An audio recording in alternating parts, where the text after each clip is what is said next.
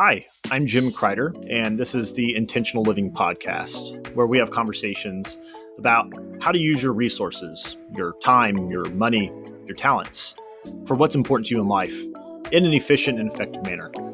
I'm glad you're joining with us today, and I look forward to this journey with you.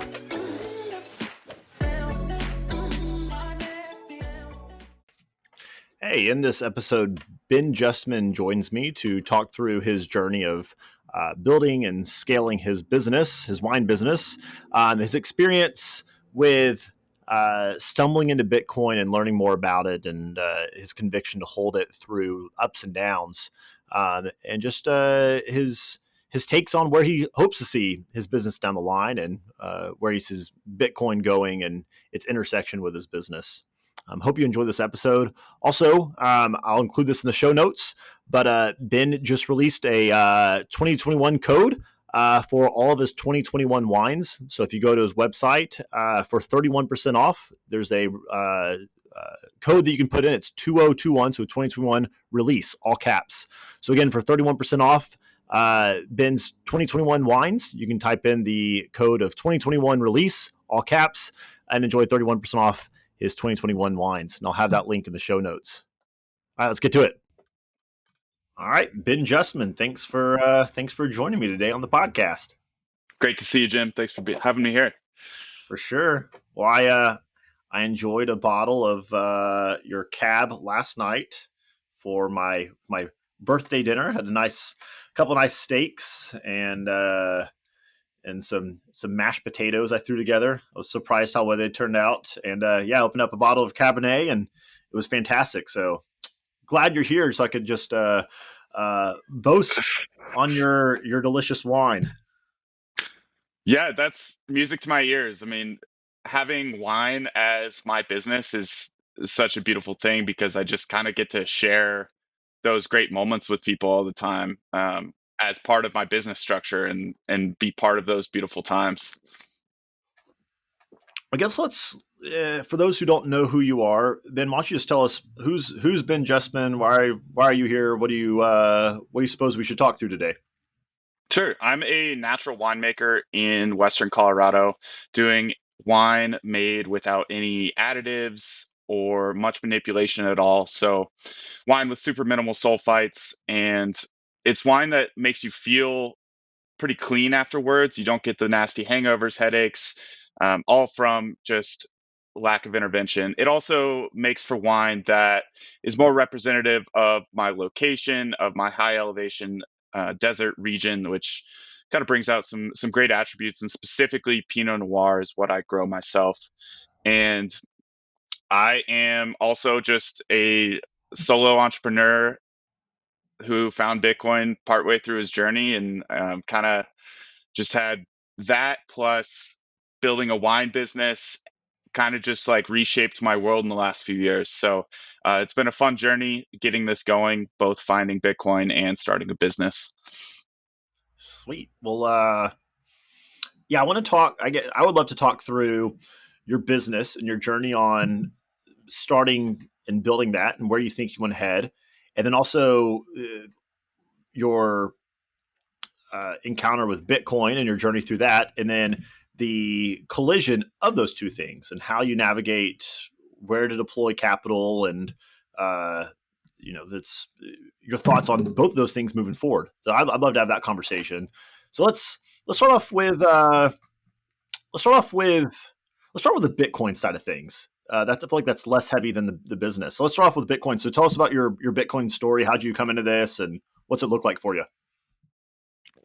So I was always really, basically since college, I got really into personal finance. And through that was taking as minimal risks as I could in the eyes of you have to invest, you have to save a large amount was my philosophy. And in that, I was trying to get the best credit cards for percent back, the best savings account to at least get like 2% interest at those times, and then do robo investing through just index funds, just be kind of as baseline as possible. I read a book about investing that by the Merrill Lynch, Peter Lynch, and basically was like, oh yeah, cool. So I'm not going to pick stocks. That's a whole nother job. And so all I did was those baseline things. And then in 2019, the reverse repo spike caused interest rates on my savings account to go to zero from 2%. And I knew that CPI, which was what I used for inflation back then, was 2%. So my world of like, oh, I have my savings account that's just going to keep up with inflation. I'm not worried about making money there. Got my investment account. That like rug kind of got cut out from under me where I was like, oh, it's just 2%, but it's like I can't keep up with inflation with saving. There's nothing I can do without taking risk. So starting there, I just was kind of looking for something like this system isn't really working for me. And I moved back home after having started my business and moved in with a good friend from high school who I think is really smart, and he was really into Bitcoin. So he just kind of directed my attention towards Bitcoin, and I always had kind of a monetary lens. So I never got really deep into any of the altcoins that seems like a lot of people went through because I was never really looking for a gamble. I was looking for low risk, kind of sure thing. And once I figured out Bitcoin, it was just like, it was all these things popping together and um, kind of just flipping that whole investment thesis on its head because within the fiat system, it is this continued amount of risk where I just wanted to go super risk off. Weirdly, like I was also extremely risk on by betting on myself on a business and going as all in on Bitcoin as I did, just because I think a lot of people who find Bitcoin kind of just get swept up in the hype. When I was really getting the hang of it and understanding it, the price was going crazy. So um, I was like, I need as much of this as possible. I need to go all in because I think it's going to infinity because that's what it's worth. But it's worth that in my mind. And as a pretty novice investor, it was definitely a harsh wake up call to be like, oh yeah, the markets are irrational. They do not value this thing like I do. I need to slow down a little bit. I there's so many things I'm sort of laughing at that you just said. Well, here let's. When did you stumble into Bitcoin? Well, first off, you said a friend introduced you to Bitcoin, a high school buddy. Is he Mhm. still into Bitcoin? Yeah, definitely. He's killing it. He has a family fruit business here. So two young guys in Paonia with family businesses that hoping to see us thrive in the future. Um, but it was late 2020 by the time I started getting a hang of it. So I lived with him for a few months. That's when I started buying. But like it was maybe early 2021 when the final big like brain blast of I get it now That was hit when me. Bitcoin So was at like mid 30s or so. um, I started buying before the run up, but not much money, and then listened to Jeff Booth with Robert Breedlove to finally have the last thing of like what do prices look like in a world with a hard currency? And that was always the flip for me. I was like, isn't inflation uh, just built in? Things just always get more expensive. How can it be that where do things go if we have hard money? And the flip of just understanding that prices should inherently be getting lower because we get better at producing things was the final like nail in the coffin for me. Unfortunately, that happened right before the price crashed to 30,000. So I was definitely like in my holy crap mode at a little bit higher price there. What I think that's the story of a lot of people, and yours was your basis was education, not hype. Hmm. It just happened to coincide that your education phase coincided with the general hype phase. But unfortunately, many people buy in the top of these cycles, not due to education, but rather hype. So I sort of gave the answer that I would assume, but like, what allowed you to continue to purchase despite the fact it went to 30,000 and to continue dollar cost average along the way, versus so many people who buy the top based off of hype and then get burned and they walk away for 6 years? What allowed for that? Well, it was all education, like you said. So I was full conviction at 50,000, um, expecting it to go much higher because that's what I realized it was worth. And so I had a stacking goal that in my mind was like, wow, that's gonna, if I get there in my entire life, I'm gonna be happy. And so I, you know, invested a ton of money at 50,000, and at that point I was like, I'm all in. And then it dropped, like, I think literally the next week it dropped to 30,000, and I said to myself, yeah, I wish I'd waited, I wish I'd saved that money, but this is the greatest opportunity of my life because now I have a chance to really make a dent in this stacking goal. Whereas previously it was like, wow, this is just going to get away from me. There's no way I can make enough money to keep up with the price continuing to go upwards. So when it went down, it was just like, I was so thankful that I had another opportunity to continue stacking. So, along the way, so it's been a couple of years now. How have you continued to acquire Bitcoin? And or I'm assuming you have. So how's that progressed? So those my first 2 years of starting the winery, I was definitely pretty fully invested in like buying grapes and making wine, but those expenses only come about once a year. So I had huge expenses every fall, but during those first 2 years, I was also not selling any wine. So I had a full-time job and I had an income, and so I was just investing what I had as far as savings go. I was putting some in the winery, some into Bitcoin, and then finding just all the excess money that I could dump into Bitcoin because I had the availability for loans to continue building the business and make wine. Since then, I started selling wine, and that has become my entire income. And through that, I've been able to just get Bitcoin through selling wine. So I sell wine for Bitcoin, which is, um, it hurt, I guess. Like I have such a long time preference with Bitcoin. Like I'm not worried about the price. If I sell a bottle and the price tanks, like I'm just happy to have Bitcoin at that price.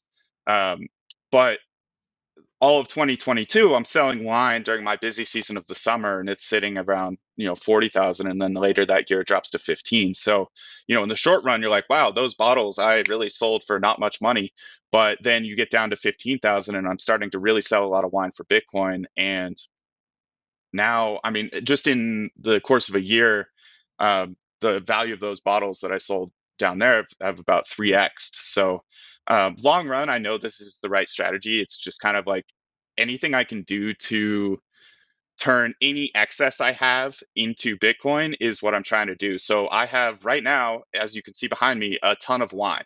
That looks And that background looks real.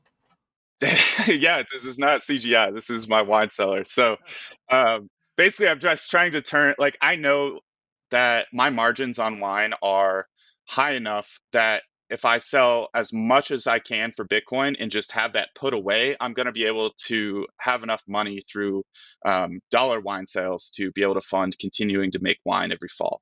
So everything that I have, like quote unquote extra in wine, which I've never hit the limit of that, is I'm trying to turn into Bitcoin. Whereas all the dollar sales I get kind of just go back into the business and continue funding that.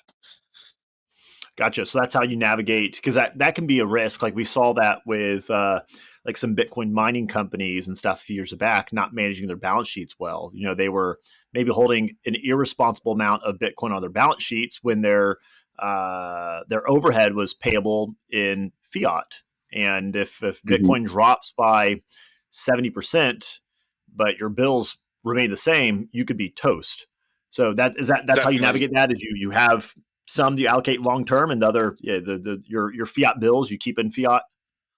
Yeah, if I ever got to a point where I was like selling too much wine for Bitcoin, I think I could get into a dangerous spot, but it's not such a high percentage of my sales that I'm getting to that point. And honestly, like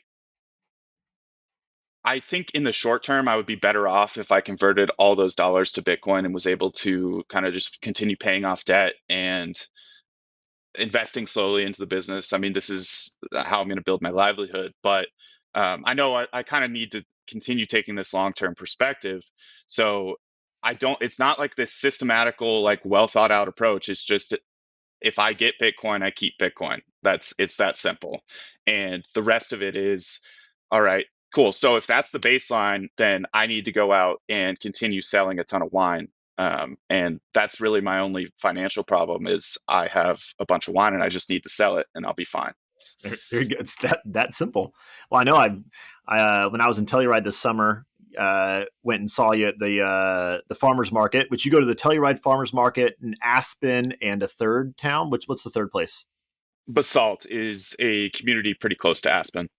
Nice. So you go there and you sell your wine in person when it's not 5 degrees outside, and then you sell online throughout the year. Which Mhm. I sent you some Bitcoin last week for some wine, and You did. yeah, It's it's great. aging well, both of Yeah. them. So yeah, so part of that is like at going into this, I didn't have a ton of capital. I got my dad loaned me money to start the winery. I'd had infrastructure from him to start the winery. All of that infrastructure needed to be scaled up. So I've definitely poured a lot of capital into scaling up my business. But essentially, that meant like I have everything I can do to get this going as long as I continue selling my wine. It's good, which both of those have worked out, and keeping low overhead has been huge for me. So that's why I've angled towards farmers markets. Is I live in a town of 2,000 people that is not all that wealthy, and so I'm surrounded within 2 hours a ton of ski towns, a ton of wealth, but my town not really. So I've really not focused on selling to my community at all. And I just travel to where there's money, to where people appreciate my natural wine, the quality of my wine, and are willing and able to pay for it. So going to these places, I'm on the road a ton. It's a lot of work, but I have no employees, no overhead, and I make what I feel like is good money every day. Plus, it's a marketing opportunity where I'm a new winery, and within wine, like there's a little bit less of people wanting to try the hot new thing because your established reputation is so important. I mean, you want to buy from vineyards that are extremely old. Brand new vineyards are not as good wine. So everything I can do to build my reputation, both like in meeting customers firsthand, getting to know me, the winemaker, like having a personal relationship with me, people are going to be more willing to buy, and also letting them taste my wine. So instead of going to liquor stores to sell wine, and it's all of a sudden just another bottle on the shelf that I sell to them for much less margin. I'm putting it in front of my customers directly for them to taste. And I've found that everything I can do to control the good experience that people have with my wine goes so far because there are people who know wine and are able to kind of disassociate from their emotional stance when they're tasting it. But for the most part, people come to me about wine and the first thing they say is I don't know anything. And so I just see that as like kind of a blank canvas of one, resetting expectations of like you don't have to know anything. The one thing I want to know is, does this taste good to you? Yeah. That's all that matters, you know? I mean, s- what I'm trying to get through is wine is a status symbol in a lot of ways. So people want to impress their friends with certain bottles, and there's a little bit of like, yeah, I found this new wine that's really good that you've never heard of, try it. There's definitely that aspect of it, and I can fulfill that aspect of it. But getting away this point where you have to spend a ton of money or buy from a vineyard that everyone knows to enjoy the experience. So if I can control and just like make you happy and make you feel like you're having a good time when you drink my wine, you're gonna like it. And therefore you're gonna like it probably the next time because you've invested that emotional capital into the wine. And so anything I can do to increase the positivity around the experience of actually tasting my wine is huge. So I've not really wanted to outsource the sales of my wine because then I'm out of control of that. And I think my wine's really good. Everyone seems to like it generally, but if you put it in a situation where it's not going to thrive, where like the environment's not right for it, every product really is just going to have this level of like decreased enjoyment. So everything I can do to increase that level of enjoyment is pays back a ton. Now, it's not super scalable what I'm doing. But that said, like my wine is such a slow scaling business that everything I do is like every bottle of wine that I quote unquote that I make is like 2 years away from even being released, 3 years away from really seeing the full gains on that. So as I've been building this slowly, it's just make sure I have this strong base of customers, this strong base of enjoyment, and everything that scales up beyond that will come. Well, I love a lot of what you're speaking to outside of having good wine, and I like that you boil it down. Like you're removing this connotation of wine has to be about, you know, feeling whatever. It's like, is this? Do you like the way it tastes? Like, okay, that's pretty important. And if you're drinking it for another reason, like at least admit that. But you should at least enjoy it. And I really do enjoy your wine. And but at the same time, you speak to that. You simplify things down to its base goal of is this tasty to you?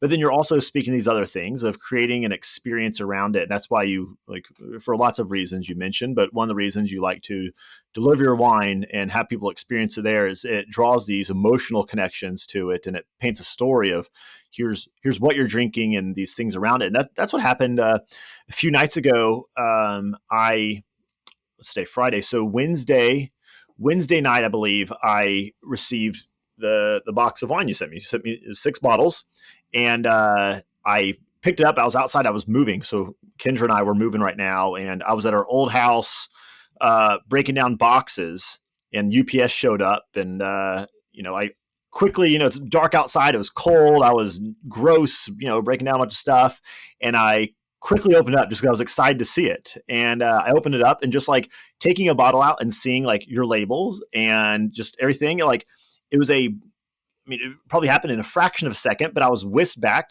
to September of last year when we were in Colorado, and I was transported for that brief moment.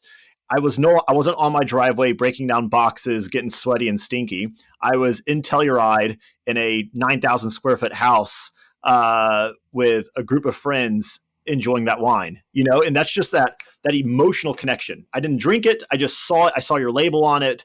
I knew it was from Ben, and I like you a lot, and it was like, oh, this is that moment. And if you could start piecing together moments for people, and that's where a lot of like that's the Ritz Carlton.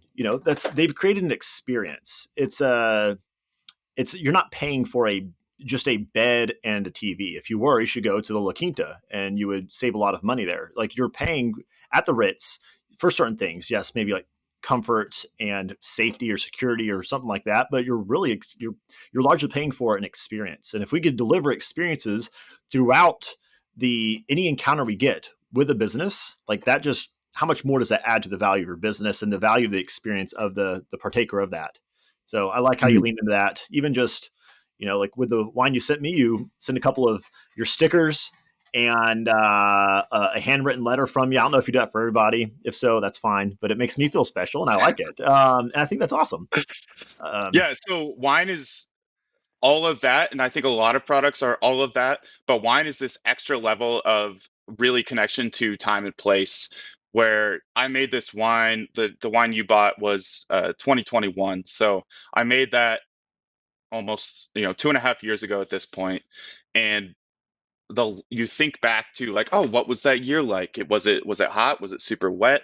All these things to make the different wines, and the location's so important in wine because that is especially like for what I'm doing, the natural wine, low intervention. It's not about me, it's about the place. It's about what the environment brought to make that good wine because I'm trying to take my hands off of like the making style of it. So it's the wine itself that kind of becomes what it is based off all the inputs from nature. So a lot of people look for that in wine, and that's why they buy wine from specific regions. You buy wine from France, you kind of feel this like little connection to this chateau in France, and everything I can do to just kind of enhance that connection is huge because wine is this like multiplier effect for experiences where most of the time when you're drinking nicer wine, you're not like drinking to get drunk. You know, I mean, you can buy Franzia, you can buy Barefoot, all that stuff if you just kind of want to have a drink.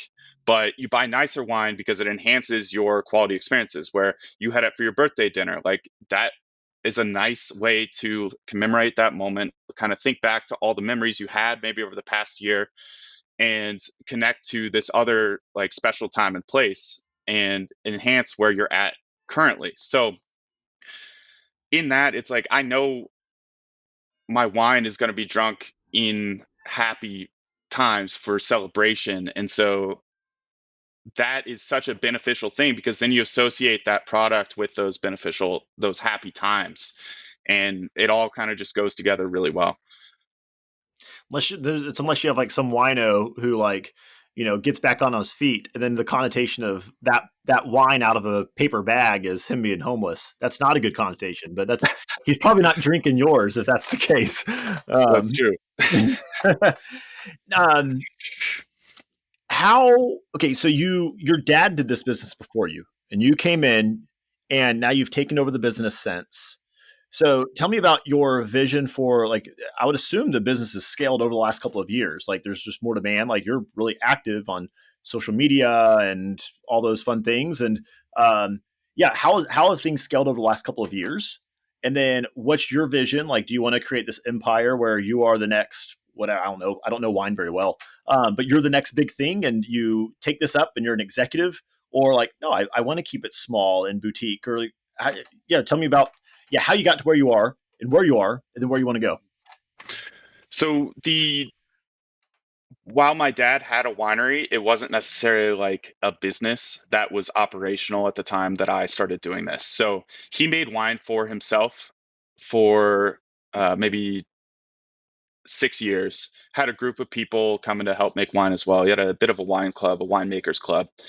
And the idea was he just wanted to make wine for himself. He grew all his own food, got convinced to plant grapes. They turned out really nice. And the rest was history for that. But we had this one massive year of Pinot Noir crop. And so he basically either had to sell all the grapes or get a liquor license to be able to make that much wine because he was over the threshold of a home winemaker.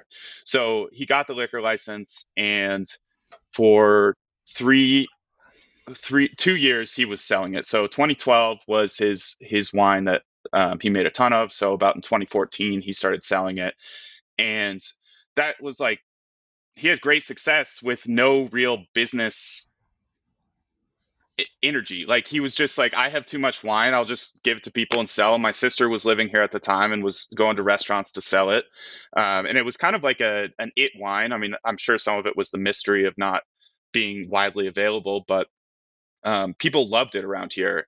It was a great wine, and so 3 years into that, he being a winemaker who was, I say I'm hands off. My dad was like ridiculously hands off, and also like didn't really know what he was doing, didn't really care about it because it all worked out fine for him. He wasn't in it for like all the money. He was 65 and retired. So he had his entire wine go bad one year because he didn't do some due diligence on a barrel that was bad, and it infected all the other barrels. So when that happened, he kind of just said, "Screw it, I'm done. This is not worth it. I'm just going to make as much wine as I want to make, which is about 2 barrels for him and my mom for a year, and the rest he just sold the grapes to people." So about a year or two into that was when I was realizing that I wanted to start a business. I'd had a couple side hustles and was just working as a geologist and was not convinced of any career path there. Realized I wanted to be an entrepreneur and kind of was looking for something bigger to, like, what am I going to do? What am I going to do with my life? And it just kind of happened that I was like, oh, wine is, that's kind of there for me. I can just do that. And so if my dad did it, I can figure it out. So started there in 2019. Like I said, 2 years of having a full-time job, making wine as well. 2021 started selling, and then have just been kind of growing pretty naturally from there. Um, I started this thinking like I don't want to sell wine online because I'd had failure in previous businesses. It involved me being on the computer a ton, was It's just hard to not. it's hard to be an online geologist, man. Yeah, no, With and I didn't want to do that. I mean, geology was not a, it was like work for the government was kind of the career path that I would have been going into, and I would have gone crazy there. So, um, but as then I found Bitcoin, I got on Twitter, and people started wanting wine off of Twitter from my Bitcoin connections. So, now it's like I'm in this spot where I'm maxed out on farmers markets. I can't take on anymore. I could hire people to run them, but it's pretty difficult to find labor around here. And compensating someone for the drive as well as the sales just kind of takes away a lot of my upside there. And as I said, I want to have as much connection to the customer as possible. So I'm losing a bit of that by hiring people.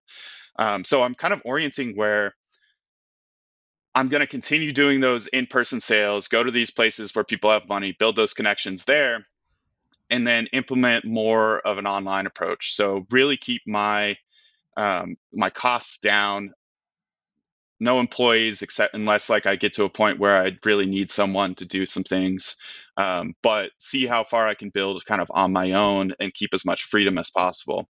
Where going into this, I thought, okay, next step is a tasting room. Then I want to do like an event space and have the whole downtown of my hometown scene like kind of come to my place would be really fun. But over time, I'm realizing that the freedom of this is such a beautiful thing where these barrels, I open them up about once a month, once every 6 weeks.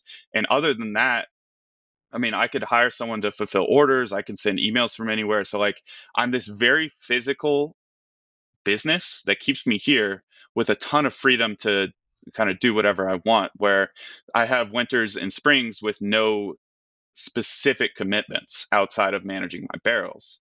So, I've kind of realized that I want to grow very streamlined, do as much as I can online and sell. And then if I ever have too much wine, like if I have, because I have to produce wine 2 years in advance of knowing my sales. So my production has scaled, growing every year, and I have barely caught up to production. So if I can scale sales more, get to a point where I just am selling all my wine, then that's super streamlined, super high returns on my investment if I'm doing all direct to consumer. Um, I think that long term, that's not totally where I want to go because a big part of being in this physical place, being in my hometown that I think is super special, while it doesn't really make sense for my business at this point, um, it makes sense in the future because a lot of what I'm doing is I want to create the life that I want to live. And that's, I mean, that's the reason I love business. I'm kind of in this just because I love doing business, not because I'm like this crazy wine guy or um, want to get super rich. It's just I like doing this. So to make my life better, I can use my business to create spaces in my small hometown that I enjoy. So long term, I think I'd like to go that physical approach and create a event space that has um, things that I like to do, like music that I enjoy, that kind of brings money to the downtown and allows other businesses to thrive around it. But in the short term, it's really keep things streamlined and then get to a point where I do want a little bit more um, time responsibility. I like maybe that's kind of when I have a family and I'm here a little bit more anyway, and kind of have my kids grow up alongside the business and see what's going on there the whole time. have you ever have you ever heard of or read the story of the Mexican fisherman? No, I haven't. Oh man, it's so good. You should go check it out for this. I'll send it to you, but I'll ruin it for you. But it's basically it's a lot of what you described. I'll just tell the story. There's a like a wealthy investor from New York is down in Mexico, the small fishing village, and he's sitting on the beach one morning and he sees a local fisherman come in. He just had a small little boat and he had a pretty good catch. He said, "Wow, that's you did a great job. You know, if you uh, what are you gonna do after this?" He said, "Oh, after this, I'll go and I'll go home and have a siesta, and then play with my kids and spend time with my wife, and then tonight I'll go out with my amigos and play some music and go to sleep and wake up tomorrow and do it all over again. Go fishing and go home and have a siesta and play with my kids and spend time with my wife and go out with my amigos. So wow, that sounds fantastic. But have you, with how many fish you brought in just on your little boat, have you ever thought about growing? He said, well, what would that look like? I said, well, you could you can go and get a few fish or a few boats, and you have a small fleet, and that would allow you to scale, and then that would allow you to get a loan, and then you can go get a larger fleet, and then at that point you're able to really scale this thing, and then you can go to you're gonna have to go and raise some money, so you might have to move to the states for a few years and raise some capital to really grow your business, and then eventually you can go public, and then you'll be able to cash out. He said, "Wow, that sounds fantastic. What does that mean?" He said, "Well, you'll get a lot of money for that." He said, "Well, that sounds great. Well, then what?" He said, "Well, once you cash out from that business, you can move to a small fishing town, and you can wake up in the morning and just go fishing, and maybe have a siesta in the afternoon, and spend time with your kids and your wife, and then go dance with your amigos at night." And I love that little story. It's what are you getting at? And so often, what we're trying to do is right there in front of us. It doesn't have to be this elaborate thing, and that's what so many people want. Is, man, I just want more time freedom. I want to have impact on my community. I want to be able to spend time with the people I care about. And we can't allow ourselves to get trapped in the weeds of what are we supposed to do from a uh, general, whatever, this book. I'm supposed to 20 exit. It's like, well, Mhm. but why? What then what? And yeah, peeling back those layers of what's important to me, why is that important to me? Why is that important to me? And eventually get at, okay, this is why I want this thing. This stated goal. Like when I was younger, I thought I really wanted a private jet. And then I was talking with a friend one time. He said, "Why do you want to spend all that money on a jet?" I said, "Oh man, I just, airports are a pain and security, and with a jet, you can go anywhere you want, easy." So you don't have to have your own jet to do that. You can rent private jets. You don't have to buy one. You can just rent a few hours. And I realized at that point I didn't want to own a private jet. I wanted convenience of travel. Those are two separate things. We think that a jet equals convenience. That's not what I wanted.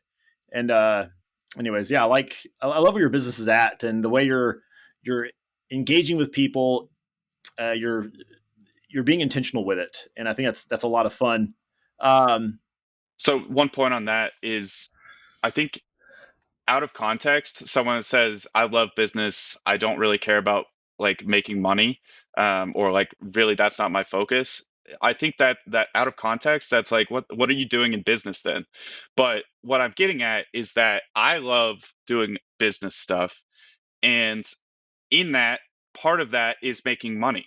I like making money, and I want to do that, but the baseline the baseline part of it is I want to make a life where I'm happy. And in that, I think that if I'm happy, I will have a successful business and I will have plenty of money coming towards me. So I just don't worry about that in the focus. I want to build this strong baseline of a happy life. And I think the money will follow that. hmm. Let's I guess I want to go back to visiting your wine plus Bitcoin stuff. Now, I'd be curious. So, as you navigate growing this business, growing your direct to consumer, and then eventually scaling into having been able to really impact your small town, um, between now and then, like, how do you make these decisions for how to grow? It's like if you like Bitcoin, you think Bitcoin's going to go up a bunch, but you have needs for growing your business. Like if I'm going to have grapes or wine in 2 years, I have to have grapes this year. So you have a need to purchase more grapes. But how do you decide? Like, all right, I'm going to purchase the bare minimum to grow the business, or heck, I'm not going to purchase anything, any sales. Like I'm closing down shop because I think Bitcoin will do better. Versus like, actually, I'm going to grow the business further, therefore that's less Bitcoin I can buy. How do you make those decisions? Where to allocate your capital, be it business, Bitcoin, or the S&P? I know you're a big index fan guy earlier. Yeah, so I've definitely simplified my finances as much as possible. Basically, just Bitcoin and as much of the wine business as I can afford to have. So um, the last few years before 2023, I was frantically trying to establish a Bitcoin position and kind of like also while staying on the course for my wine. production growth, where every year I want to produce a little bit more wine than the previous year, assuming a little bit more growth until I hit my production capacity, which I'm at right now. Everything is full behind me, and I don't really have any more room. Um, so that would be a big infrastructure growth that I'd have to put money into, which I'm not quite ready to do. Or two, until I have more wine than I can sell. So every year I want to release wine at 2 years old and sell it for a year and then release the next wine at 2 years old. And so, yeah, there's some fluctuation. My sales are going to fluctuate a bit, and my production fluctuates a bit based off of the production in Colorado. So 2021, there was no grapes in Colorado, and I had to buy grapes from California. That meant no Pinot Noir, which is my bread and butter, what I grow, and a little bit of a disconnection from the sense of place that I've had. So there's always going to be these big fluctuations in things. It's not like I have this set, like, oh, I'll just buy more of this and I'll buy more widgets and I'll sell them and I'll make money. It's what's available, what can I get, and a little bit of estimation. So basically, I just in the beginning of this year released my first wine that was properly aged. So I finally caught up to production where I had to release wine early because I needed money and sell it. But now I'm selling wine from here on out that's at least 2 years old, which is a mark of quality for me. So I've entered this next phase where now I have as much wine as I need, and I just need to get sales. And so I have enough wine that if I sell it all, I'll be totally fine for production in the fall. Um, that could leave me with some excess money, and that's a point that I've never hit in my business because I've either been all in trying to get Bitcoin or just so deeply far out invested in making wine. What I've done in the past is, like I said, just sell wine for Bitcoin. And that's kind of just, I actually in 2023, that's when everything changed. That's when things changed for me, where I stopped actually buying Bitcoin and only gained Bitcoin from Bitcoin sales. That way, it was like this is an easy way for me to just put some money aside and have the rest to invest in wine production. Um, I think in the future, if I've never had this point where I have enough dollars to put in two different boats. Like I've never had to make that decision yet. And what I'm kind of like my plan moving forward, expecting to I've finally aged into my business. This is like the period of time where I can actually start seeing some real returns in it. Um, is to kind of just wait for accumulate capital, maybe invest some in the business if I have excess, but I don't really want to be in the position of timing markets because I've done that so poorly in the past. But also, like I said, going back to the beginning, I've learned about investing and I said that's not for me because that's a full time job. I want to run a business and I want to be happy and I want to have my savings in Bitcoin. So, my thinking right now is sell as much wine as possible, have some excess cash, and probably just hold on to it and be able to invest in the business to smaller degrees, not make any huge changes. Like I said, I want to keep things streamlined and then be ready to attack if there ever is another huge Bitcoin correction. Gotcha. What I've seen you post over the last several months. So like, September was a big month for you. Then October was another record breaking month. And November, what do you think led to all of a sudden, like, yeah, these larger and larger months of sales? What's happening Mhm. there? So a lot of my that was specifically just for online customers. I'd say about 50% of my business last year came from 4 months of farmers market sales, and the rest was basically just through Twitter. People wanting to buy my wine. Those people are Bitcoiners, and so a year ago, last November, December, January, was the all-time Bitcoin bear market. Well, not what recent all whatever. And every one of my customers at that point was feeling very poor or very poor comparatively, and all their excess cash flow was going into Bitcoin. So I had some people buy wine at with Bitcoin at $15,000, but like I didn't really at that point I wasn't orienting towards online sales. And then throughout the year, just continued to gain traction there. And For some reason, September's have been really good for me. I don't know why. Every September I've had record sales. And then going through that, just kind of in the winemaking process, sharing my story. Uh, People feel connected to me, so they buy the wine because September, October is when I start making wine. So there's a lot more content to share daily. And through that is also Thanksgiving, so great opportunity for people to buy wine, and Christmas, which is a great opportunity for people to gift wine, buy wine for their own meals and everything. So I've grown through that. And then in December, I had the double whammy of releasing my newest vintage. So it's like exciting new wine. I hadn't released a new vintage in 2 years.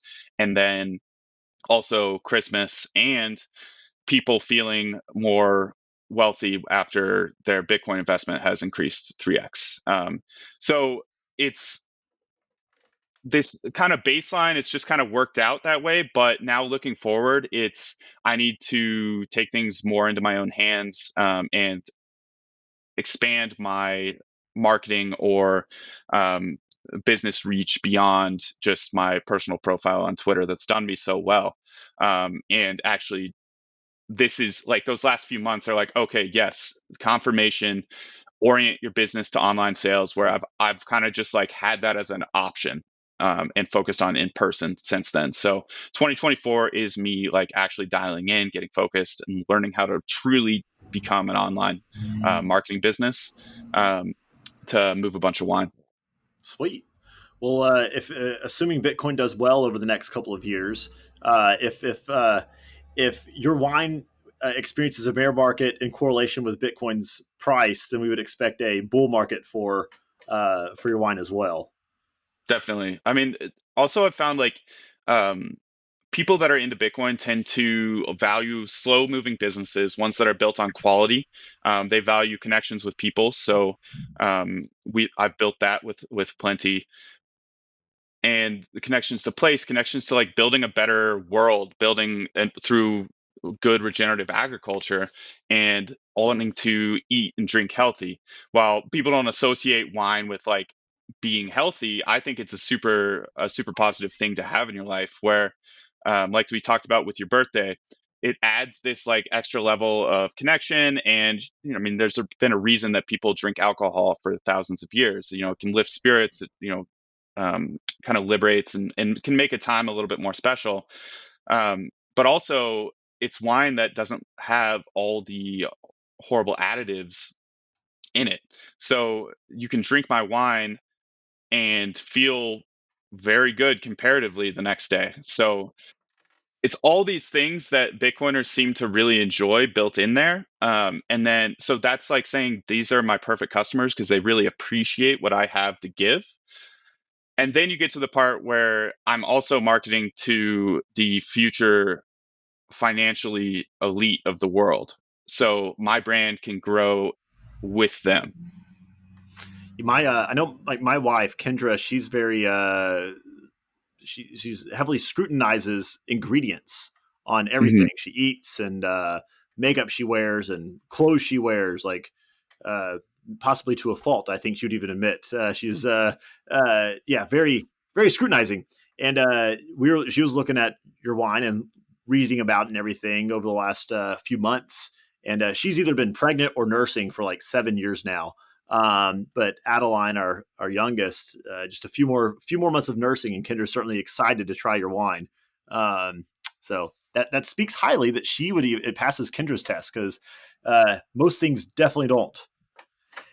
No, it's hard to find wine that passes it. Like I always just tell people meet your local winemaker and kind of learn what they are about. That's really the only way because you don't have to put an ingredients list on a wine bottle. It's this all of wine, the wine industry is this like very secretive, obscured industry. I kind of relate a lot of it to crypto and the crypto and Bitcoin dichotomy because a lot of especially American wines are made to taste a specific way, based no matter like what the grapes produce, and the winemaker manipulates that through a bunch of additives to change everything you can think of, like every sensory experience you can have on wine, you can change with additives, and so. that's like this very high time preference approach of make this very specific wine that you know will sell and you'll make a ton of money. But there's also this very low time preference natural wine approach. A lot of it's found like in Europe. This is just kind of the standard approach, is to make wine based off of farming practices that produce good wine and do a lot less manipulation and additives within the wine. So all the people that are producing the more fiat crypto wine is wine that you're hiding behind the label. You're hiding up behind this like veil of superiority or mystery and not telling them much about the wine and trying to make them just feel special with words. Where that's what I try and cut through is, do you just like the wine? That's all that matters, beyond wine that makes you feel good afterwards. Did you have a good experience drinking this? And so taking that low time preference approach where it's not like all just buzzwords and marketing, it's actually making sure people have a good experience, I think wins in the long run.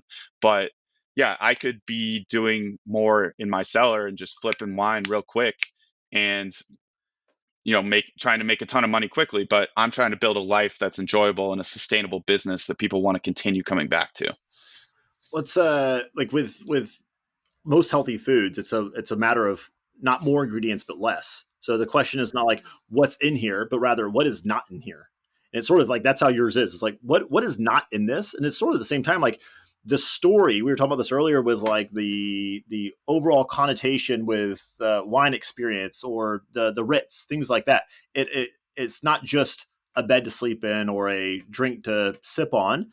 There is this whole narrative along with it, and the story that you bring is sort of like that, not how many ingredients are in this, but rather what's not in this. And your story is a lot of like so many other companies. They are trying to they have a veneer of crud that they have to tell a story for, and the story of yours is simplicity and purity, and it's almost a lack of having to cover it up with all these other things. Um, yeah. Yeah, I mean the goal is to let the wine speak for itself, and the I think the hurdle that I'm really trying to cross is, how do I let the wine speak for itself when I can't always be there to give you that first taste? Because there is that level of trust. I mean, a lot of people buy their wine from the store. They like what they buy.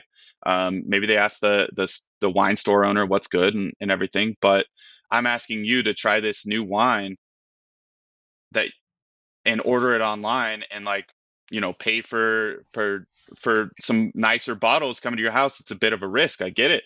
And so I'm really just trying to be as open as possible and just make sure it's like, yeah, this is what you're getting. I think you're really going to enjoy it. A lot of other people do. But I'm not here to my philosophy, like I said, is wine sells itself. So I'm not here to totally sell and push the wine. I think the story, the wine, it all will work out in the end. But there is this barrier of, oh, you've never tried it. How do you trust that this wine is good? So It's like you that's just time. when people start businesses, it's like, oh, what's your marketing scheme? It's like, oh, it's going to be word of mouth. It's like, well, if you don't have any mouths to have words in, it's not going to work. You have to have mouths for those words. And for you, it's like, oh, well, it's going to it'd be just by how they taste it or people who taste it. It's like, but we have to have the tasters to taste in order for it to Mhm. grow. Um, Yeah. hmm. So that's why starting with the farmers markets was such a big thing for me. And then at this point, so many people have ordered online and within the Twitter Bitcoin community that there's enough word of mouth at this point that things are going well. The 2024 for me is about expanding that. I've kept things super streamlined. I've done zero marketing, um, and things have been working well. But now I just have a lot more wine to sell. So it's formalizing things for me. What's having drinking your wine when we were in Colorado this past fall? Like since then, like that's like whenever I want wine, I intend on just ordering more of yours because like I've tasted it, I really enjoy it. I think it really does taste great, and yeah, it's uh, easy to drink, and that's that is you are now my go to grocery store wine. Not that's maybe that sounds bad. You're my go to wine because I've tasted it and I trust. Like I know Mhm. that this is a quality product that I know what I'm getting out of it versus, and I know what I'm getting out of it from a taste, but also like I'm not again, there's not this what am I actually drinking sort of thing. Like I was watching a video. I don't know if you ever come across this guy. His name's like Ethan Chablowski on YouTube. He's like a home chef, does a lot of awesome tutorials.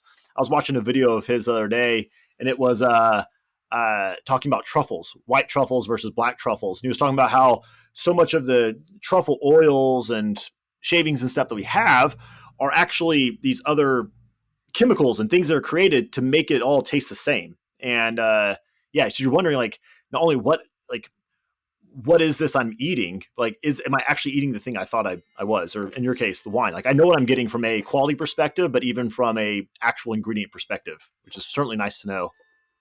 I want Hmm. I want to go way. Or sorry, you have anything there? Go for it. Go for it. So I want to go way back in the conversation. I was laughing. I had so many stupid jokes in my head. You mentioned your geology and different things. Like I'm sure you had lots of geology jokes when you were in school. What did you study in school? Wine or bones?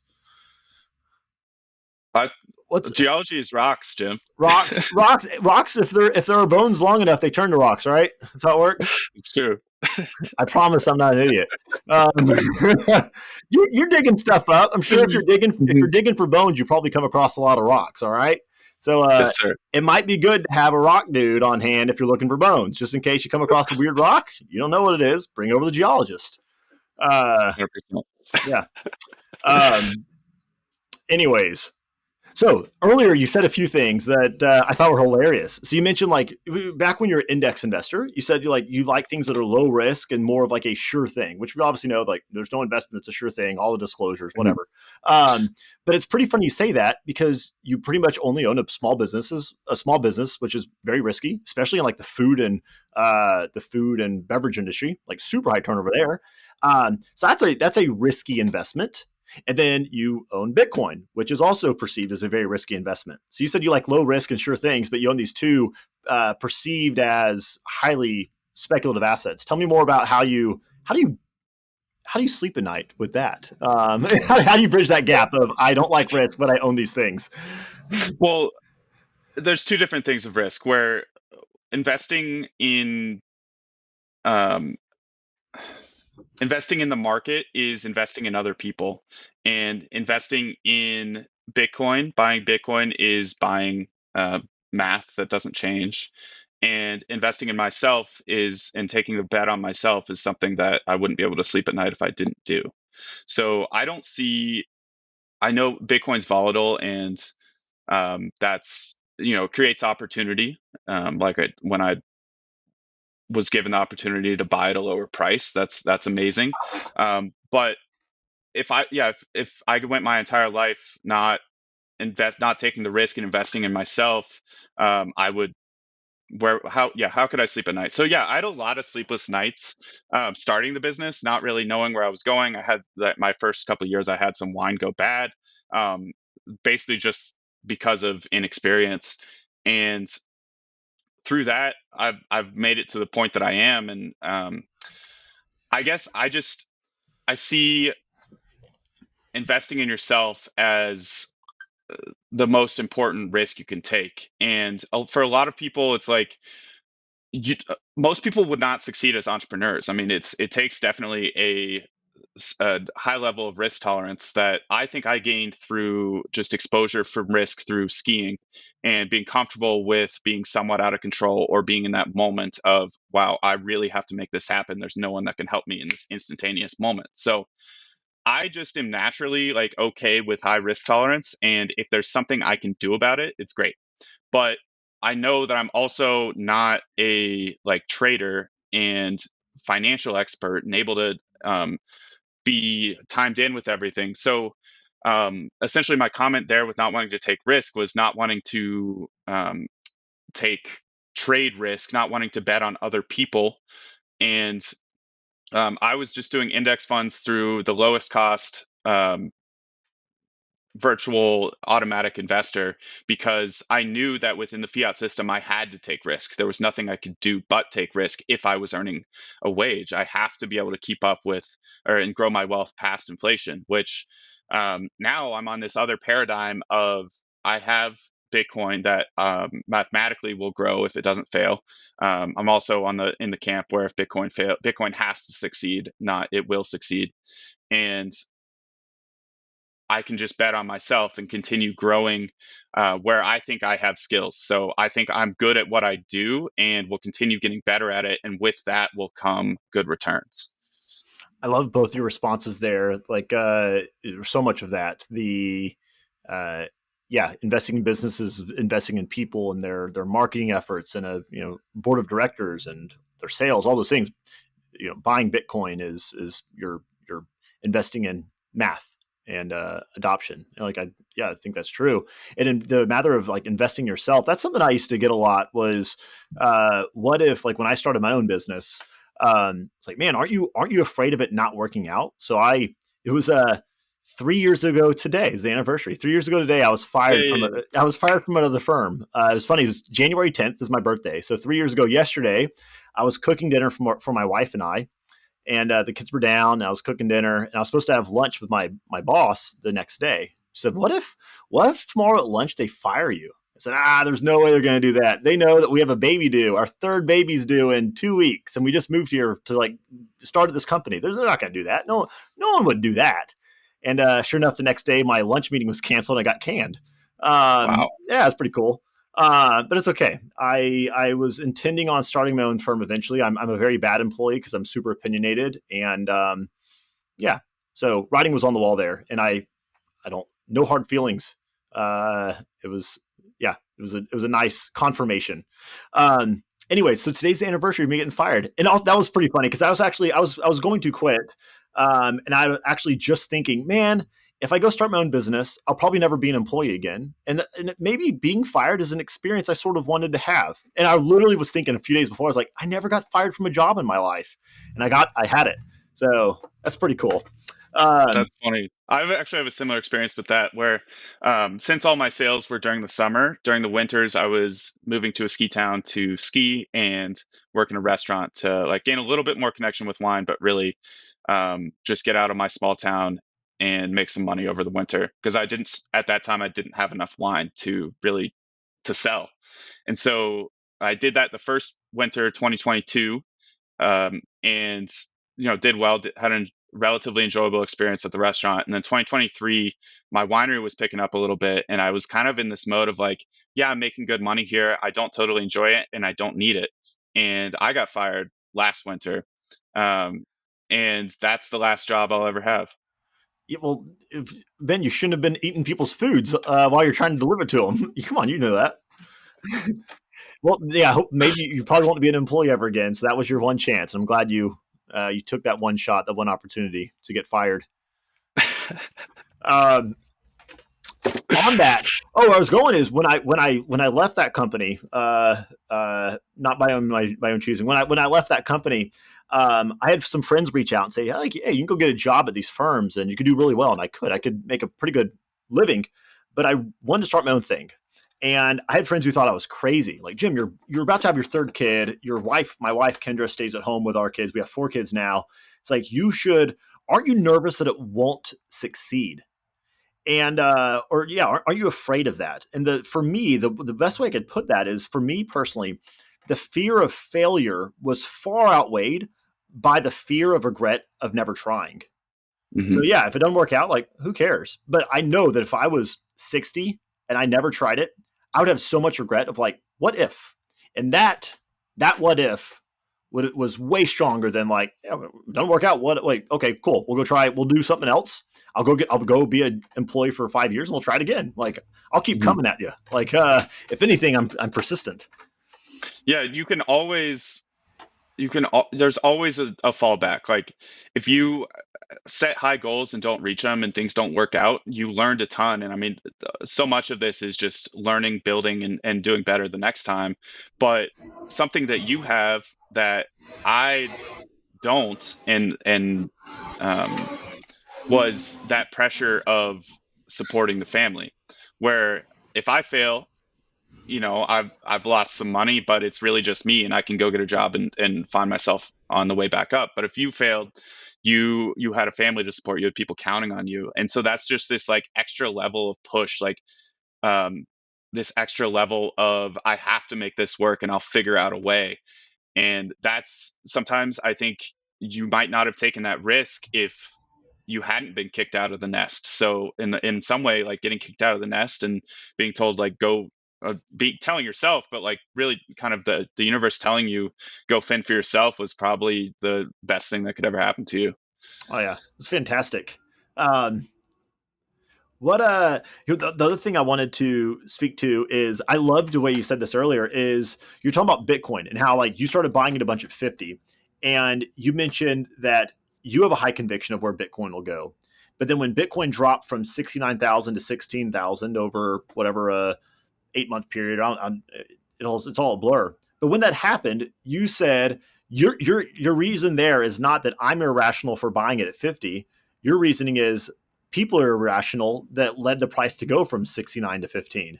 It's obviously everyone knows there's irrationality in investing. So you could pin that on yourself of, yeah, I made a stupid investment, but rather you pin that on the general market of being irrational and not understanding Bitcoin. Can you expound upon that? I think that's hilarious and I agree. Yeah, I mean, so much of investing is not necessarily like knowing in the short term, is not knowing the underlying value of the asset. It's knowing the value that other people perceive that asset. So the underlying value of Bitcoin is infinite dollars, in my opinion, but obviously people don't agree with that in the short term. So, I at that, 27, 28-year-old winemaker with no investment, no real investing experience. I like macroeconomics and it's something I'm interested in, but um, it's I guess I wasn't mad at myself because it's like, look, the goal is accumulate as much Bitcoin as possible. I could have more Bitcoin than I do right now if I time things correctly, but I also learned a ton in those times of like really, having just such a visceral wow, you did that wrong experience like pretty instantly. And so now it's like I'm glad I learned those lessons early. I could have more Bitcoin, but if I had more Bitcoin from timing things correctly, I'd probably learn those lessons later, and it might cost me more money. Yeah, So you learn them with I'm more thankful Bitcoin. for yeah, I'm thankful for the slap in the face right away. And then with the way I see every price drop is, I think the way a lot of Bitcoiners see the price drop is, I'm thankful that I have an opportunity to stack more sats at a lower price because I don't see I view like long-term future, yeah, taking advantage of Bitcoin wealth, but short-term, it's really I have to make this business work, and that's where my capital is going to come from. That's where I build the life I want, and then all the sprinkles on top, that's all Bitcoin. So, um, it forced me to really get out of the wow, you're going to get rich quick on Bitcoin mindset. Like whatever I had of that was just had to be like driven out from me because it was like I made some purchases at both tops, and the first one especially, but the second one was a low, slow, long grind down to a pretty low point that that winter, and then I mean since then it's just been I think everything like that was a turning point for my business. That was a turning point for figuring out what I wanted to do with my life, and um, having a bunch of things kind of coalesce at that point and really hitting a low, and then building both myself and the business and watching the Bitcoin price kind of grow along with me slowly, has been pretty confirming that I've built this really strong base heading into 2024 and the rest coming along. Sweet. Well, man, I think you'll do well. I think your story, your connection with people, the quality of your wine, the lack of things that you're putting in your wine, and just allowing the grapes to speak and how you grow them and everything, I think is phenomenal. And I would be absolutely astonished if you don't continue to grow in parity with Bitcoin's adoption rate. May your adoption rate scale as well. But Ben, thanks for joining me. I know we covered a lot. I had a lot of fun, so thank you for coming on. Yeah, thanks, Jim. This is a great time. Hey, thanks for listening to the Intentional Living podcast. Now, today's show is simply entertainment and educational in nature. do not take this as tax, legal, or investment advice. If you are looking for tax, legal, or investment advice, you should go talk with a tax, legal, and or investment advisor. But again, this content is simply educational and entertainment purposes. Thanks again for listening. We look forward to you joining us on the next episode.